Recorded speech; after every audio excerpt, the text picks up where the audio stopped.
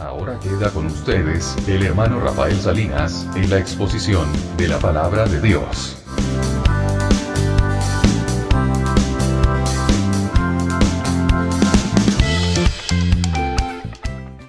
Capítulo 8. Vamos a la epístola a los Romanos, capítulo 8. Y vamos a nuestro estudio bíblico de esta hora. Vayamos. Y seguimos estudiando acerca de vivir en el Espíritu. ¿Qué significa vivir en el Espíritu Santo, verdad? Vivir, ser guiados por el Espíritu Santo, caminar bajo la guía del Espíritu Santo. Y estuvimos viendo el domingo pasado la epístola a los Romanos, capítulo 8, y vamos a seguir ahí. Y vamos al versículo 5, vamos a seguir en adelante. Y nos habíamos quedado en el versículo, si mal no recuerdo, en el versículo 11. Pero vamos a leer desde el 5 a manera de recordar, ¿verdad? Porque los que son de la carne piensan en las cosas de la carne, pero los que son del Espíritu en las cosas del Espíritu. Y usted sabe que el hombre natural, toda su vida es guiada por la carne. Cuando la Biblia dice término carne, está refiriéndose a la naturaleza adánica, a la naturaleza humana, la que usted ve que se manifiesta en nuestra propia vida. ¿Qué sería si no tuviéramos ahora la naturaleza de Dios, la naturaleza, la simiente de Dios, que es la presencia del Espíritu Santo en nuestro espíritu? Nuestra naturaleza adánica sería superior y viviríamos a merced de ella. En el hombre natural no tiene el Espíritu Santo porque su espíritu está muerto, y Dios no es Dios de muertos sino de vivos. Eso también lo decíamos el domingo pasado. Entonces, ahora que tenemos esta naturaleza de vida, que estamos resucitados en Dios, nuestra humanidad se somete a esa naturaleza. Pero eso no quiere decir que no pueda crecer si nosotros le damos pie a que ella crezca.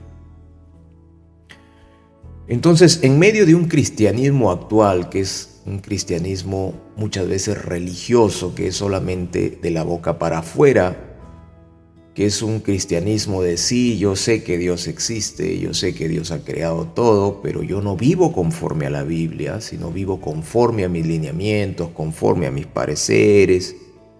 Creo que Dios tiene que acomodarse a lo que yo quiero, a mis intenciones, a mis decisiones, a mis propios planes, a mis propios proyectos en los cuales yo no he considerado a Dios para nada, solamente yo los he diseñado.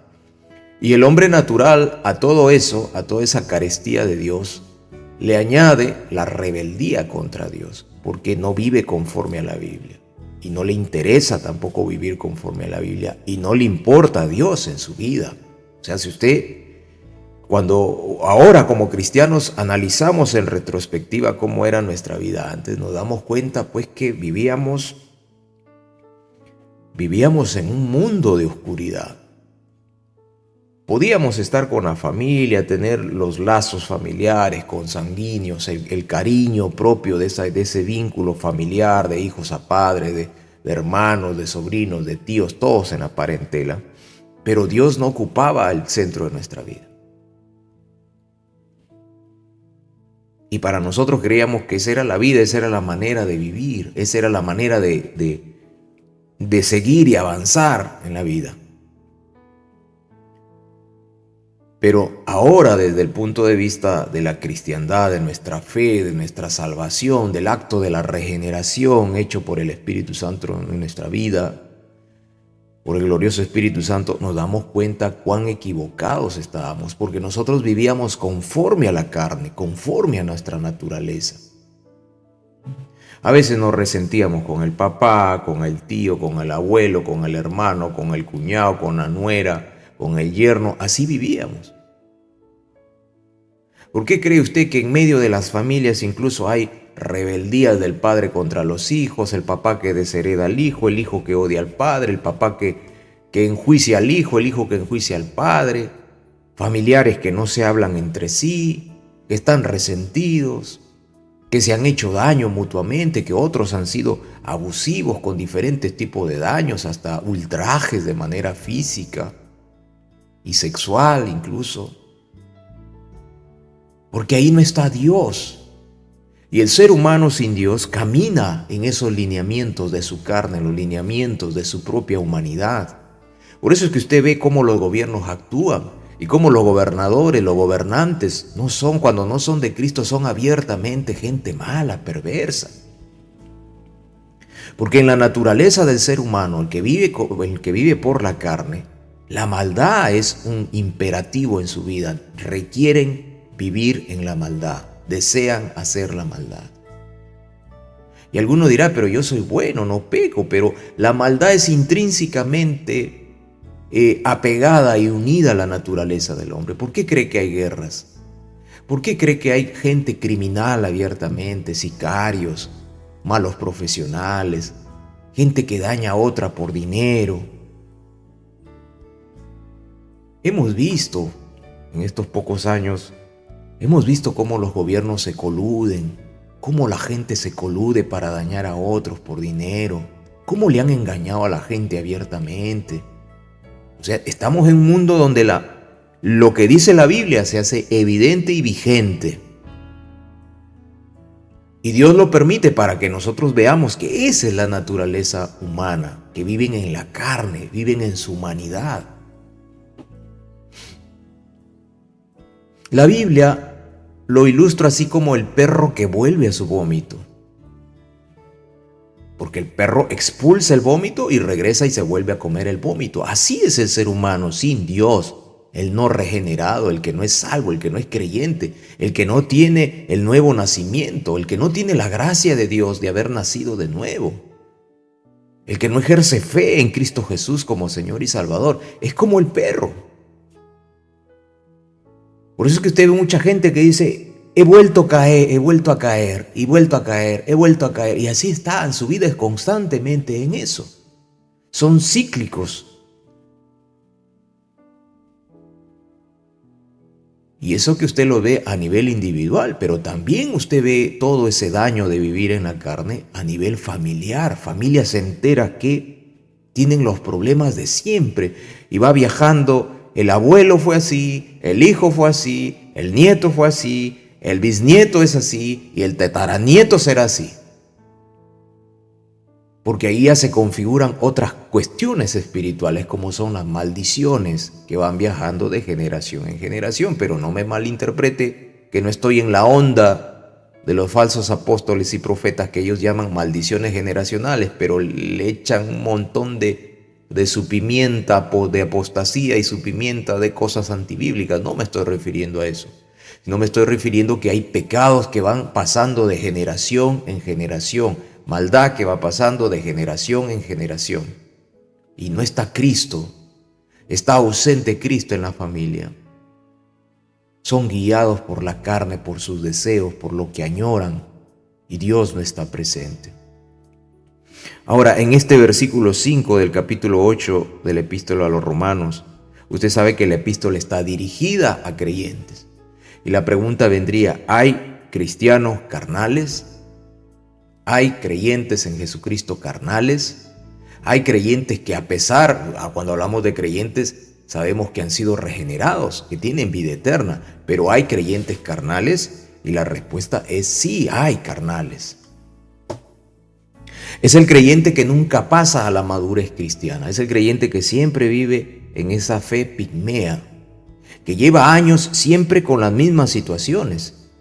Y usted le pregunta y siguen lo mismo, pero Dios es misericordioso con ellos, porque son sus hijos al fin y al cabo, pero no disfruta la vida cristiana a plenitud. Y en ocasiones, en sus malas decisiones, en dejar a Dios a un lado y seguir ellos sus lineamientos, fracasan, pero la misericordia de Dios está ahí. Con cuerdas de amor los ayuda y los levanta de nuevo el Señor. Y están en ese constante aprendizaje, Es el creyente que cuando estemos allá en las bodas del Cordero y previo en el tribunal de Cristo, es salvo, pero sus obras van a ser hojarasca, se van a quemar. Porque en la vida cristiana su testimonio, en lugar de ellos querer exaltar a Cristo con su vida en dependencia a Dios, no, se enfocaron en las cosas materiales. Usted ve que hay un montón de creyentes que están enfocados en las cosas materiales. No se enfocan en la palabra de Dios, sino en las cosas materiales. Y es como que hay una limitante, una pared que les es imposible pasar más allá.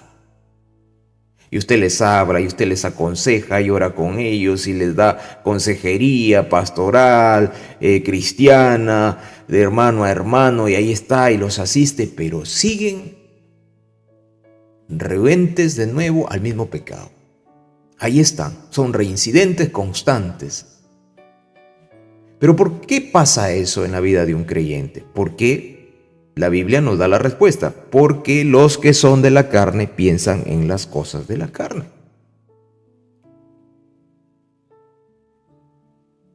Ellos no están en la condición del hombre natural, que están totalmente contaminados, no, pero su enfoque es, por un tiempo están bien con Dios, pero por otro tiempo están que quieren decaerse de nuevo, ¿no? Y están en esa constante. Es el cristiano que usted siempre le pregunta y le dice, ¿cómo estás, hermano? Ahí en mis luchas. Todos tenemos luchas, tenemos guerras, combates contra las tinieblas y contra nuestra naturaleza. Pero también hay tiempos de victoria, porque la Biblia dice que todo tiene su tiempo.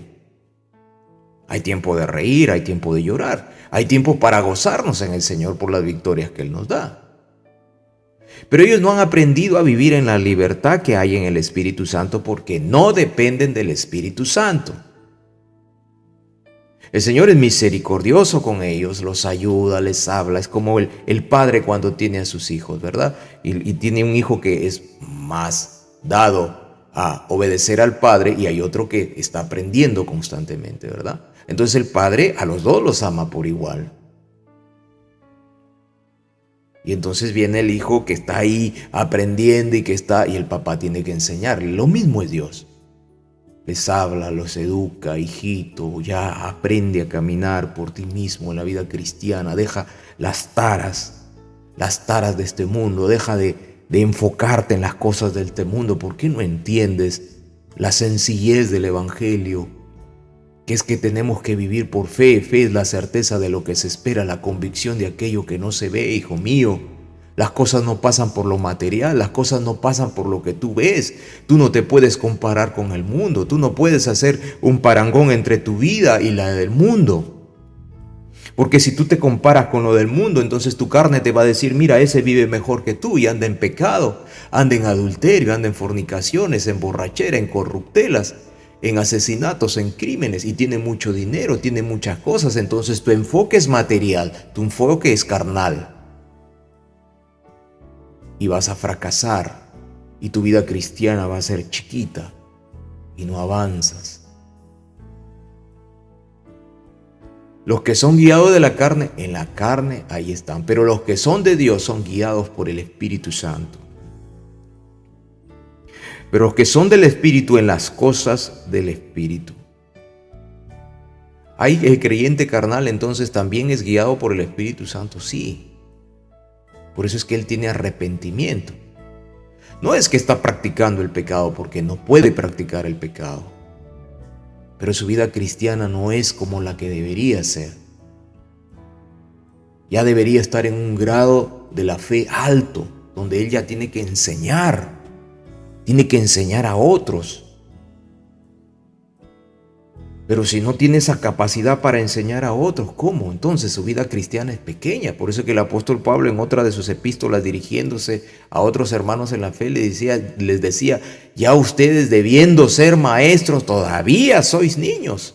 Y niños fluctuantes, llevados por todo viento de doctrina. Todo lo que escuchan lo asumen, pero no van a la palabra para distinguir si es realmente lo que Dios está estableciendo así en su palabra o es doctrina de hombres, enseñanzas de hombres, lo que sale de la oscuridad del corazón de un hombre. Estamos llamados a crecer en el Señor, a vivir por el Espíritu Santo.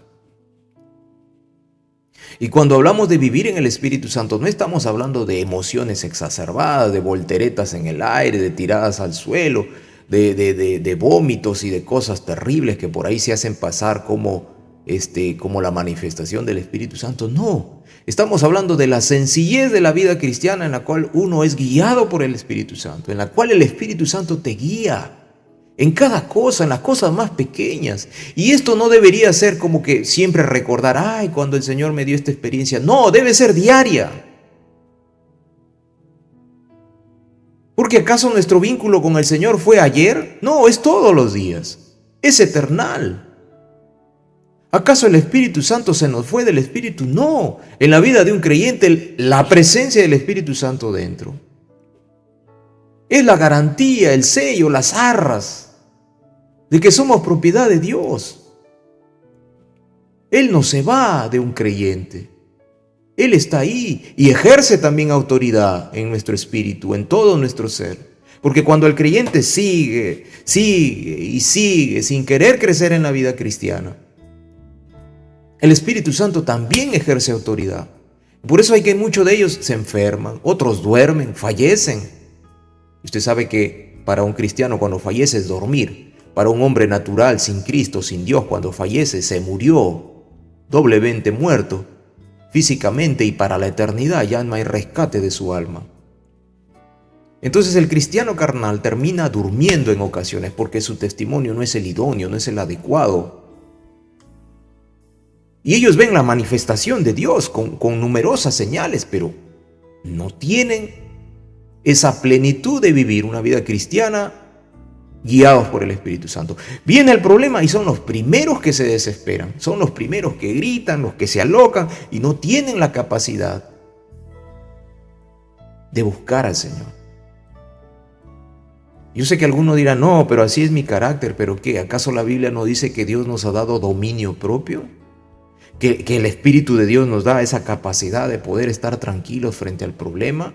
Por supuesto que las emociones van a fluir porque somos seres humanos. Nos preocuparemos, tal vez lloraremos, tal vez estaremos en un estado de angustia, pero también la parte espiritual en nosotros, la presencia del Espíritu Santo en nosotros también está actuando porque nos hará confiar en el Señor. Hijo, confía. Hijo, yo estoy aquí. Hijo, era necesario este asunto. Dios opera. Lo que pasa es que muchos cristianos que están en esta órbita de todavía darle pie a su carne, no escuchan la voz de Dios. ¿Y por qué no escuchas la voz de Dios? Porque no estás metido en la Biblia, no estás metido en la oración. Tus oídos están más metidos en las situaciones y no en Dios. Es como que el Padre te llama y tú te vas corriendo en el sentido contrario. Y conforme te vas alejando, lo vas oyendo menos. Pero eso no significa que tú no seas hijo del Padre. Sencillamente te corres, pero sigues siendo hijo. Y Dios actuará, porque también Dios se mueve y Él es Dios. Y de nuevo correrá hacia ti y te dirá, hijo, salí ya de ese sopor. Déjate ya de cosas. Piensa, entiende, yo soy tu Señor. Tú no puedes hacer las cosas en tus propias fuerzas, en base a tus decisiones. Tienes que depender de mí. En mi palabra te he dado un montón de promesas, créelas. Solamente eso, cree.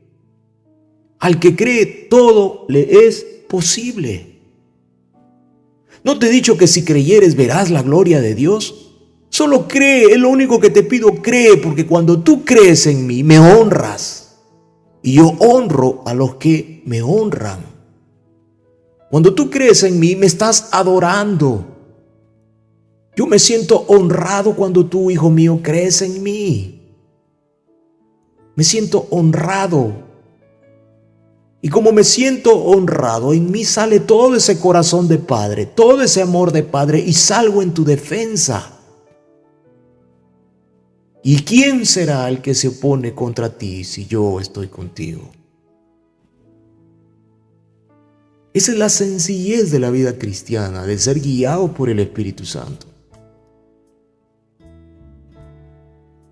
Y el que atesora esto El que entiende esta verdad es el creyente que usted lo ve en medio de cualquier situación, usted lo ve fortalecido. Hay una palabra de Dios en su boca, hay un mensaje de Dios en cada cosa que hace. Y usted dice, vaya, qué grata manifestación de Dios en la vida de este hermano, de esta hermana. Eso no es solamente para un grupo de creyentes, es para todos. Todos los creyentes estamos llamados a vivir bajo la guía, bajo el poder, bajo la unción, bajo la acción del Espíritu de Dios. En libertad, porque donde está el Espíritu de Dios, ¿qué pasa donde está el Espíritu de Dios? Ahí hay libertad. Ahí hay libertad, donde está el Espíritu de Dios, ahí hay libertad. 2 Corintios 3:17, que dice, ahora bien, el Señor es el Espíritu. Claro, porque el Espíritu Santo es Dios, la tercera persona de la Trinidad. El Señor es el Espíritu, y donde está el Espíritu del Señor, ahí hay libertad. Soy libre de mis propias confusiones, de mis indecisiones, de mis parámetros, de mis temores. Soy libre. Soy libre. Donde está el Espíritu de Dios, entonces Él me da libertad a mí. Y soy feliz con Él. No que no haya problemas, no que no haya problemas. Hay problemas tal vez. Hay dificultades porque Dios las permite. Si no, ¿cómo creces en la vida cristiana? Y Dios las permite, y Dios las permite, y Dios las permite. ¿Y para qué las permite Dios? Para que aprendamos a depender de Él, para que veamos su gloria, para que entendamos que no es que nosotros nos guiamos como los demás en los términos naturales, en la dimensión de lo natural, de lo que se siente, de los sentidos, en lo ancho, en lo alto, en lo profundo. No, nosotros nos guiamos por las cuestiones del Espíritu. Estamos en un nivel superior para mirar las cosas desde arriba. Desde el Espíritu hacia abajo, hacia lo natural. El Señor nos ha llevado a trascender y colocarnos en ese ámbito espiritual. Por eso es que dice la Biblia que estamos sentados ya con Cristo. Y si uno no alcanza a entender estas cosas, entonces pida sabiduría a Dios, pida inteligencia espiritual, pida entendimiento a Dios, que Dios le va a dar. Y anímese en el Señor. Seamos más responsables, más comprometidos con las cosas de Dios. Si hay que orar, hay que orar. Si hay que estudiar la Biblia, hay que estudiar la Biblia. Si hay que predicar, hay que predicar. Y nunca pongamos diosesíos delante de Dios. Porque todo eso es vano. Es en vano, es vanidad, es temporal, tienen fechas de caducidad. En cambio, Dios honra a los que le honran. Dios honra a los que le honran. Por eso saque tiempo para que usted lea su Biblia, para que usted ore, para que usted se meta con Dios. Usted se mete más con Dios, empieza a conocer más el carácter de Dios, el carácter de Cristo, cómo actúa la Trinidad, cómo actúa Dios en mi vida, en mi hogar, en mi familia, cómo me da poder, cómo me cambia. Y las cosas del ayer, las grandes experiencias espirituales del ayer, ahí atesóralas, pero procure vivir nuevas, porque nuevas son cada día sus misericordias. Cada mañana sus misericordias son nuevas para con nosotros. Hay más experiencias espirituales de crecimiento, de desarrollo, de conocer el amor de Dios y el carácter de nuestro Dios todos los días de nuestra vida. No solamente nos quedemos con el ayer, sino que avancemos. Avancemos. Porque en el Señor todos los días se renueva su misericordia y su amor por nosotros. Él no se acuerda de las cosas del pasado. Nosotros somos los que miramos hacia atrás siempre, para acordarnos de nuestro fracaso, de dónde, qué nos pasó, qué nos sucedió. Y algunos viven del ayer. Llegó el momento para vivir el presente, un día a la vez. Basta cada día su propio afán. Tenemos que ser guiados por el Espíritu Santo. Guiados por el Espíritu de Dios. Donde está el Espíritu de Dios, ahí hay libertad. Porque todos los que son guiados por el Espíritu de Dios son hijos de Dios. Y vamos avanzando para terminar. Y dice, porque el ocuparse de la carne es muerte, pero el ocuparse del espíritu es vida y paz. Hay montones de hermanos en la fe. No tengo paz, claro, pues no te estás ocupando en las cosas del Señor. Estás ocupándote en tus problemas. No te digo que seas irresponsable frente a los problemas. No, colócalos en las manos de Dios. Aprende a decirle, Señor, ahí está el problema. Hazlo tú, porque yo no sé cómo se soluciona, pero tú eres mi papá, eres mi padre. Y yo confío en ti, mi amado Señor. Así que te dejo el problema en tus manos, mi Señor. Ayúdame tú, dame capacidades. Dime qué es lo que yo tengo que hacer, guíame. Pero ahí está en tus manos. Ahí está en tus manos. Entonces uno es guiado por el Señor. Y uno que tiene vida y paz, por cuanto los designios de la carne son enemistad contra Dios, porque no se sujetan a la ley de Dios, ni tampoco pueden. No podemos pretender tener una vida carnal y querer agradar a Dios, porque es incompatible. Montones de creyentes, así soy yo. ¿Y cuándo mejoras, hermano? No, es que así soy yo. Mentira del diablo y de tu carne. No es que eres así. No te dejas moldear. Estás con el alfarero y el Señor está moldeando la vasija y encuentra una piedra y tiene que volver a deshacer todo. Encuentra la piedra ahí y de la vasija la tiene que volver a deshacer y la arcilla y de nuevo formar. Y ese proceso duele. Ese proceso duele. Porque hay que volver a chancar la arcilla, hay que volver a empezar de nuevo a diseñar la vasija. Estamos en las manos del alfarero y el alfarero va a deshacer la vasija cuantas veces sean necesarias hasta encontrar que el diseño está bien, que no hay más piedras, que no hay más cosas que dañen la vasija que él está formando. Por eso montones de creyentes siempre están en el mismo problema, en la misma situación, y oren por mí y no puedo esto, y oren por mí y no puedo esto, y oren por mí y no puedo lo otro, y oren por mí. Y a veces uno tiene que decir, hermano, ¿y usted cuándo ora? Pues todos estamos orando por usted y usted no ora. ¿Cuándo usted se mete con Dios? ¿Cuándo usted se llena del poder de Dios? Usted solamente se pasa admirando la vida de otros creyentes, pero ¿y usted? Si usted está llamado a vivir en victoria, ¿acaso la Biblia no dice todo lo puedo en Cristo Jesús que me fortalece? Y si Dios es con nosotros, ¿quién es contra nosotros? Entonces, ¿por qué anda usted timorato, confundido, siempre en el mismo problema, la misma situación? Se desespera, se aloca. ¿Cuándo va a cambiar? ¿Cuándo va a entender que tiene que cambiar, hermano? Que los tiempos en los cuales vivimos son tiempos donde lo profético se está cumpliendo aceleradamente, hermano. Usted tiene que madurar en la fe. Usted no puede seguir en aquellos tiempos donde había quizás, valga la redundancia, un poquito más de tiempo. No, usted ahora tiene que madurar en la vida cristiana. Usted tiene que avanzar en la vida cristiana. Si usted sabe que hay algo que a Dios no le agrada, deséchelo en el acto. No dé medias vueltas. No dé ahí que como que sí, que Dios me entiende. No, Dios no entiende el pecado. Dios no lo entiende, no lo comprende, lo aborrece. Entienda bien eso. Santos seréis porque santo soy yo, y a santidad hemos sido llamados. Usted sabe bien que una acción que usted hace no debe hacerla, pero si usted insiste en hacerla, va a fracasar, va a experimentar dolor, porque usted es la vasija. Estoy hablando a creyentes, y el Espíritu Santo va a encontrar esa piedra ahí en la arcilla y va a deshacer la vasija. Y ese proceso duele. Ese proceso duele. Tiene que levantarse en el nombre de Jesús. Y si no tiene fuerzas, decirle, Señor, dame fuerzas para vencer el pecado. ¿Usted cree que Dios no le va a dar fuerza para vencer el pecado? Si la Biblia misma lo enseña en su palabra, aquí en la misma epístola a los Romanos, que el pecado ya nos enseñorea de nosotros, porque no estamos bajo la ley de Moisés, bajo la ley de las buenas obras, sino bajo la ley de la gracia en Cristo Jesús. Porque tenemos un ayudador, el Espíritu Santo, el Consolador, aquel que nos lleva a toda verdad, el que nos dice las cosas como son. Entonces tiene que depender de Dios.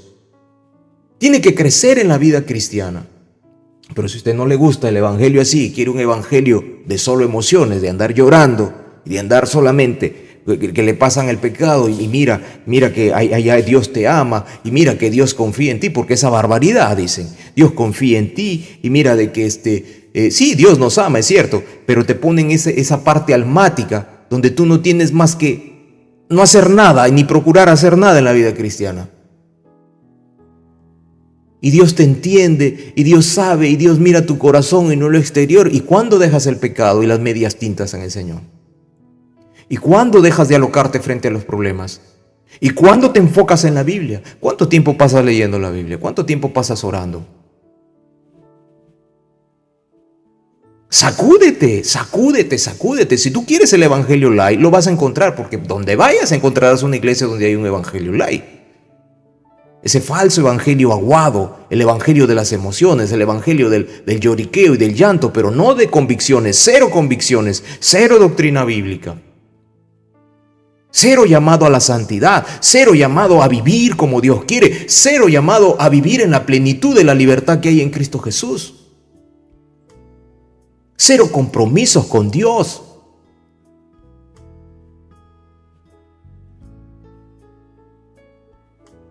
Llegó el tiempo de sacudirse de ese falso evangelio de las medias tintas. Y donde se dice, sí, acá está el Espíritu Santo. Y donde todo es emociones y está cero Dios. Hoy día, y termino con esto, hoy día veía, muy temprano me levanté y estaba buscando al Señor, y luego de ello ya me preparaba para este tiempo y vi que una sanadora argentina, una dama, no recuerdo el nombre ahorita, y ella decía sanadora, ¿no? Sanadora, y parte de la organización religiosa mayoritaria en Argentina, y le preguntaban, ¿usted sana? Y ella decía, no, yo no sano, el que sana es el Espíritu Santo, decía. Y le decían, ¿pero qué es lo que tienen que hacer? No, lo único que hace falta es sentir, decían, ¿no? Y como era argentina, decía, pero ¿cómo expliquen? No, tenés que vivirlo para que vos lo puedas decir, decía, ¿no? Tenés que vivir. No. Y cualquiera que no conoce la Biblia dirá, el don de Dios, mira el Espíritu Santo. Pero esa dama empezó a dar los detalles de lo que significa ese falso evangelio que dice que el Espíritu Santo solamente se concentra en el tema de la sanidad. Y eso es absolutamente falso. Porque cuando usted va a una iglesia donde solo se enfatiza el que tienes que ser sanado, el que tienes que estar prosperado, lárguese de ahí, váyese de ahí. Como dicen los mexicanos, sáquese de ahí. Porque esa es una falsa congregación cristiana. El Espíritu Santo no se aboca a la sanidad del cuerpo, porque este cuerpo es temporal. Se aboca a la salvación del alma de un hombre pecador y al crecimiento de un creyente en su vida cristiana, en su dependencia a Dios. La sanidad es un accesorio. Si así lo quiere el Señor, sana en su voluntad. Si así es el plan de Dios, sana en su voluntad. Pero no es que nosotros le podemos exigir, sánalo, pero ¿quiénes somos nosotros?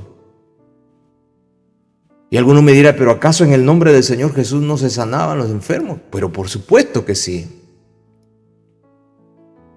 Pero también tenemos un montón de pasajes bíblicos donde Dios manifiesta con claridad que se van a sanar de acuerdo a su voluntad. Pablo tenía la enfermedad en los ojos y él le pidió que le sanase. El apóstol Pablo, ¿quién va a poder colocar en tela de juicio el testimonio del apóstol Pablo? ¿Quién? Nadie.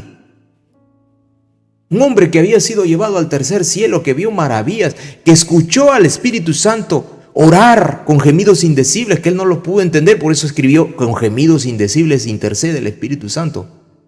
Y él le pide al Señor, él que trataba con el mismo Señor Jesucristo, que fue instruido por el Señor Jesucristo. Y algunos creen en una especie de teofanía. El mismo Señor Jesucristo se mostraba a él, así como se mostró a los apóstoles y le enseñó el apostolado. Y él, así, en esa condición tremenda espiritual, estaba enfermo. Y le pidió al Señor que le sanase por 3 veces. Y el Señor, ¿qué le dijo? Bástate mi gracia. Porque mi poder se manifiesta, se expresa con grandeza en medio de tus debilidades. Punto final. Si Dios quiere, sana. Si Dios no quiere, no sana. ¿Y cuál es el deber nuestro? Decirle, Señor, si tú quieres, me sana. Amén. Pero si tú no quieres, dame paciencia, dame amor por ti para que no reniegue, para que no me desespere y te siga amando y siga viviendo con convicciones delante de ti. El Señor, si quiere, en ese instante lo sana. Lo sanó, porque ese era su plan. Pero si no quiere, tal vez dice, no es el momento. Espérate, estoy trabajando en ti. Y si no quiere, tampoco no lo sana. Si Él es Dios, ¿quién le va a decir, Dios, te equivocaste, qué malo que eres? Nadie puede decir eso, y menos un creyente. Porque el creyente verdadero inmediatamente se somete a la voluntad de Dios. Señor, gracias, así lo quisiste tú. Amén, te amo, eres mi Dios, mi Señor. Yo me someto a ti. Dios honra a los que le honran. Y esos son los que son guiados por el Espíritu de Dios. Y los que son guiados por el Espíritu de Dios son hijos de Dios. Vamos a orar. Padre, gracias te damos en esta hora por este tiempo de estudio bíblico. Gracias por su sintonía. Hasta la próxima secuencia. Que Dios le bendiga ricamente. Esta es una producción de Ebenezer Comunidad Bíblica. Todos los derechos reservados. Lima, Perú.